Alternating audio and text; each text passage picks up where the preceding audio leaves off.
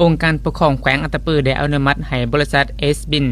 สาธารณรัฐเกาหลีจำกัดผู้เดียวเป็นผู้สัมปทานโครงการพลังงานไฟฟ้าแสงตะเวนมีกำลังติดตั้ง5 เมกะวัตต์ในเนื้อที่10 เฮกตาร์อยู่บ้านสมองไหมปินดงเมืองสนามไส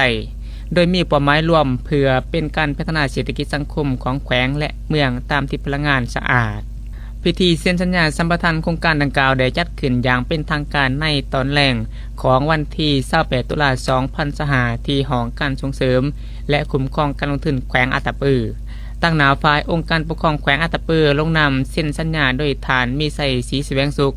หัวหน้าหองการคณะกรรมการส่งเสริมและคุ้มครองการลงทุนแขวงฐานสุดใจกรมเมืองหัวหน้าแผนกอุตสาหกรรมและการค้าแขวงฐานสันติไสศรีลือไสประธานคณะกรรมการปกครองเมืองสนามไสและฝ่ายบริษัทลงนามเซ็นสัญญาด้วยฐานเอ็มยูวิประธานบริษัทเอสบินสาธารณรัฐเกาหลีจำกัดผู้เดียวและฐานแมนซีโอห้องประธานบริษัทโดยสองนาฐานพลโทวันทองกองมณีเจ้าแขวงอัตตปือพร้อมด้วยภาคส่วนเกี่ยวของทั้ง2ฝ่ายเข้าร่วมเป็นสักขีพยาน